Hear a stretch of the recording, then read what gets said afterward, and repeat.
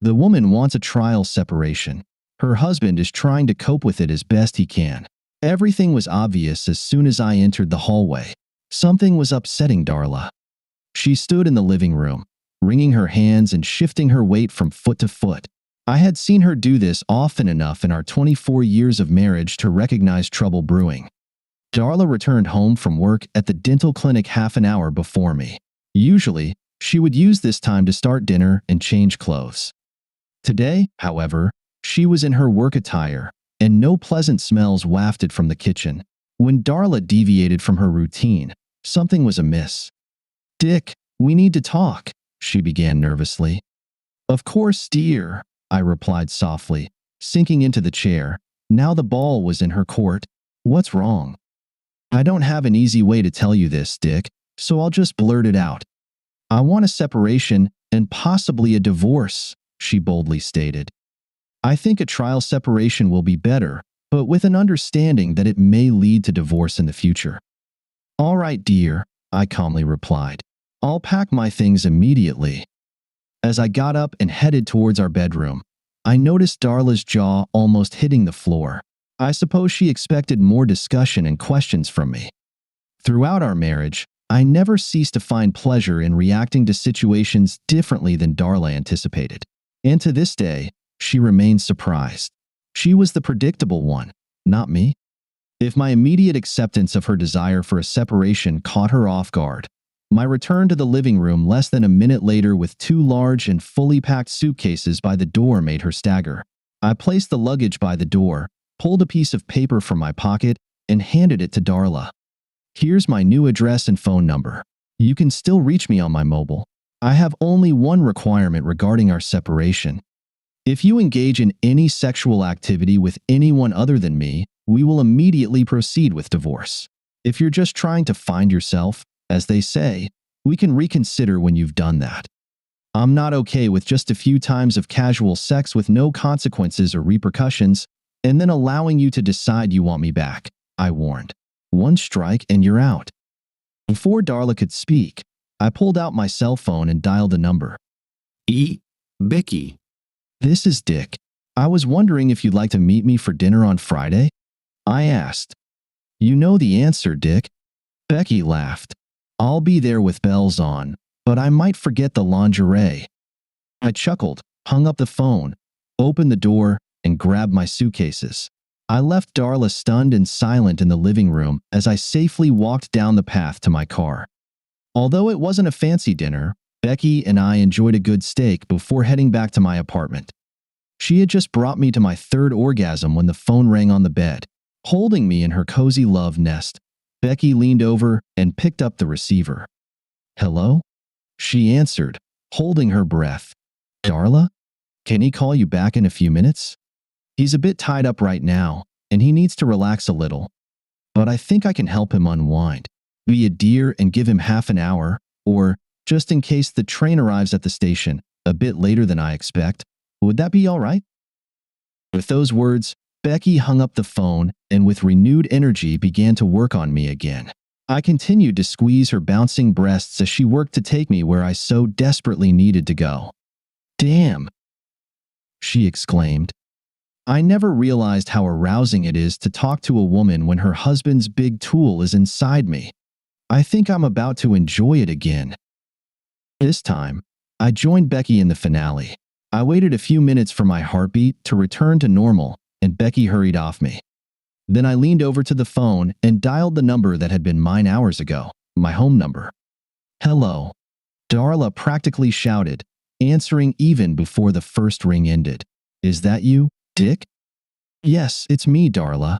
Sorry, I couldn't reach the phone when you called, but I called you back as soon as I was free," I replied more than a little spontaneously.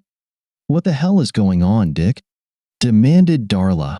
"You had a place to stop already, and your bags were packed even before I told you I wanted a separation. Then I call your number to discuss our situation, and this bitch answers my calls. She almost admitted she's riding you right now. Let's just say I didn't want to be caught with my pants down this afternoon when you decided to tell me about your desire to separate. Being caught in the act a few minutes ago was far less pleasant." "Becky's not a bitch, really. At least, I don't think so, I chuckled, stroking her smooth backside. I think I could have asked her about it if it's important for decision-making, whether we reconcile or not. You bastard, Darla exclaimed. You told me we wouldn't have sex with anyone while we're separated. This is just a test. This isn't quite what I said, Darla, I objected. I told you that if you have sex with anyone else, we're definitely getting divorced. I never said anything about not having sex myself. You're a real piece of shit, Darla snapped. How do you think you can play by different rules or even dictate them? If you can go out and have sex with some bitch, I damn well have the right to sex too. What's good for the goose is good for the gander, and all that, dick. Of course you can, Darla. I'm just telling you that it will lead to our divorce. I won't be a hypocrite, I declared. Then we should get divorced because you slept with that slut, right? Darla asked. I think we should file for divorce Monday morning. That seems fair, doesn't it? Not quite, Darla. Here's my take. You decided we should split. That meant you deprived me of my sexual partner against my will. You did this of your own volition. That's a huge difference. Plus, I told you earlier that we'd split if you had sex with anyone else. You never told me anything like that. Finally, despite all that's been said, you still have every right to file for divorce. If you want to, go ahead. It's that simple, I concluded. But I'm not sure I want a divorce, Dick. I just want some time apart to think about certain things, Darla insisted. Then there's no problem. We're separated. You have what you want, I concluded. But you can sleep with that crap, and I can't have sex, or you'll divorce me. That's unfair. Darla protested. Darla, I didn't ask for a separation. I didn't want this. I wanted to have my life and my wife just the way they were. Almost. You took that away from me as a result of this separation. I want to say that I'm not going to go without sex because you have some chip on your shoulder. If it makes you happy, you can come here 3 or 4 nights a week, and I'll engage in sex with you. By the way, I don't plan on sleeping with every woman who could convince me to get into bed with her, I reasoned. And what kind of separation is this, Dick? I've never heard of a husband getting separated and the woman allowing the man to have sex with her just to keep him around. That wouldn't even be a separation, right? Darla demanded clarity. I haven't read the separation manual yet, Darla. I see now that I need to be more precise here. If you still decide to come and force me to sleep with you, be prepared for that. I'm firmly convinced that I won't allow your separation idea to limit my sexual appetite, as our marriage already did. Now I understand and openly admit that I enjoy all these various sexual positions and actions. I don't want you lying there motionless for a few minutes, as if you're making a greater personal sacrifice, and then you expect me to stop sleeping with real women? If you want to appear at my door to satisfy my sexual hunger, bring lubricant, lipstick, and whipped cream, because I'll be engaging in sex with you in every possible way, and in every place again and again, I promised. What's gotten into you, Dick? All I wanted was a trial separation to see if we'd stay married. In a couple of hours, you've turned into a sexual devil. You're rude, crude, uncouth, and vulgar. You've picked up somewhere and apparently slept with this trash to hell and back. You've probably been having sex behind my back for years. Rubbish. I never cheated on you and never asked for a separation. I'm just trying to find myself. Right now, I found myself with a woman with a big chest who's trying to caress me. We can talk again tomorrow, I joked, hanging up. Wow. Becky laughed as she took out my tool to take a few quick breaths. This conversation is really exciting. You've set the law for your wife. I didn't mishear. Did she call me trash? I've always been an observant person. It came naturally and was useful in many situations. It prevented many surprises that constantly befuddled most people. My wife Darla, on the other hand, hardly noticed anything unless you bit her on the butt. Darla was very enthusiastic about a new dentist who came to the clinic where she worked. He was in the final stages of divorcing his wife, who was a cheating scumbag. Yet, Darla would almost elevate him to sainthood, at least, according to Darla's perspective. Then, a few weeks ago, Darla stopped talking about him. Any questions I asked were deflected. It was as if this new guy had fallen off the planet. Darla's silence on the matter intrigued me more than her constant chatter. Our phone was tapped, conversations were recorded, and her emails were forwarded to me. I hired a private investigator to find out what he could about the situation. Judging by all the evidence, a clear picture of seduction emerged. Dr. Burns, as he was called professionally, tried to get into Darla's pants. He was getting divorced because he did the same thing at his previous clinic. There were even a couple of his old patients who were close to accusing him of ethical violations. The guy was a scumbag. To Darla's credit, she managed to resist. She refused to cheat on her husband and end the marriage. That's when Burns started pushing her towards a divorce. He claimed that Darla wouldn't cheat if she were separated and had sex with him. Therefore, it was necessary for me to sternly warn Darla about having sex with anyone other than me. If she cared about staying married to me, she would have to prevent that jerk from taking off his pants. Becky had been my coworker for only a few months, but we had become close friends. She was a widow and had recently been transferred to the West Coast to be closer to her daughter and grandchildren. When I explained my family problems with Darla to her and my plan to escalate the situation to a critical point, Becky quickly volunteered to be the other woman. Reading Darla's emails and listening to her phone calls, I learned that she was planning to announce the idea of a trial separation on Friday afternoon. It was easy for me to go home for lunch and pack a couple of suitcases. Then I moved into Becky's apartment since she had 2 months left on her lease. On Monday afternoon, she would fly to the West Coast, so we spent the entire weekend having sex like monkeys. I continued observing Darla. Seriously, I would have dumped her on the side of the road if she even pleased Burns. I was a faithful husband and a devoted father to our son and daughter. They had graduated from the local university and had good jobs in neighboring states. I wasn't going to be a cheater or some womanizer. I decided that if Darla wanted me back, she would have to convince me it was worth it. I wasn't going to beg her. Even if we managed to stay a married couple, the status quo wouldn't return anyway. I wanted more from my marriage than petty sex once every couple of weeks. I wanted a woman who was willing to meet my desires and sometimes even raise the stakes. I wasn't going back to a monk's life. I had just reached my apartment after dropping off Becky at the airport when someone knocked on my door. I was more than surprised to find Darla standing there, crying. I escorted her into the apartment and sat her down on the couch.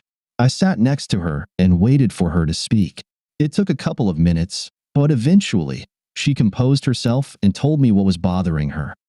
"Dick, I've been so stupid. It probably won't surprise you when I say that Dr. Burns has been persistently hitting on me for the past few weeks. You seem to know more about who I am than I do. He convinced me to ask you for a trial separation so we could have sex," Darla confessed. "He told me that if we were separated, it wouldn't be considered cheating, and that you would even treat me better when I decide to take you back. Everything went completely off script. You were ready, your bags were packed, a place to stay, and even to sleep with some scumbag. It was all set. And then I come up with my brilliant idea. I'll never understand this, it seems, but I've been thinking so much about what I'll do. But I should have known you would outsmart me by light years. When I called you on Friday evening, and that woman answered and almost admitted that you were having sex with her, I almost died. Then, when you called back, I knew you had just finished doing it with her. It's horribly painful, Dick." Darla sobbed. "I spent the entire weekend thinking about what you said. I gradually realized that you honestly outlined the situation for me. I was the one asking for a separation, not you. I planned to spend a few nights having sex with Ed Burns, and then I would have let you crawl back home. You would have been just an unconscious victim of my stupid scheme." Darla wasn't the sharpest tool in the shed, but she was always honest and open. That was one of the reasons why her recent actions caused so much alarm. She wasn't meant to be sneaky and cunning. It just wasn't her. It turns out you weren't an unconscious victim. Somehow, you knew what I was planning and turned the tables on me. In an instant, everything changed, and now you were having an affair without guilt or remorse. I would have lost my marriage if I slept with Ed. I realized that you would somehow even know if I pleased him because you warned me. Finally, After hours of reflection and even more self-pity and tears, I realized what I was trying to do to you and to us. I even understood your quick and very effective reaction to my foolish, selfish, and completely undeserved actions. You got me good, Dick, but I deserved it. I decided to confront that good doctor this morning when he came to work, that he crossed the line, Darla concluded. So you just scolded him and expected me to forget everything, Darla? I asked. Should I forget that you were willing to risk our marriage because of some damn fool? That you were willing to put me through hell because some jackass wanted to get into your panties? Darla, you're a wonderful woman. There are plenty of men ready to have sex with you at a moment's notice. Do I need to worry now that you'll do this with every man who looks at you kindly? No, Dick, I didn't get rid of Burns this morning. When he arrived, a couple of police officers were waiting for him in the parking lot. He was arrested and charged with rape and who knows what else. One of our patients, Mrs. Gunn, claims he harassed her and raped her while she was under anesthesia. The investigation prompted a couple more women to come forward with allegations of inappropriate behavior on his part. He's in deep trouble, Darla grimly smirked. He's a piece of shit, and I risked everything for him, Dick. I can't say I'm surprised, Darla. It was pretty obvious to me that he was a cunning hound with the sensitivity of a street cat. Now he's out of the picture, and you think I'll forget everything? No, Dick, Darla slowly replied. I hoped you would keep your word if you hadn't lied to me. I've never lied to you, Darla, and I always try to keep my word. I just don't understand what you're talking about, I answered, feeling puzzled. You told me I could come here 3 or 4 nights a week, and you just have sex with me. You said it would save you from having to persuade other women to share your bed, remember? Darla asked. Yes, now I remember mentioning something like that when you brought it up, I admitted. I also told you I wouldn't go back to what we had. You'll have to actively participate, not just lie there, and let me use your body. It doesn't appeal to me, especially after experiencing exhilarating and enjoyable sex, where both partners are actively trying to pleasure each other. I'm sorry if that offends you. I think I understand what you mean, Dick. Maybe you can help me learn to be more responsive. I'll do everything that jerk would do for you, and even a little more. I promise you that, Dick. If you promise me that you'll never see her or any other woman again, I'll be the jerk you want to be with or deal with.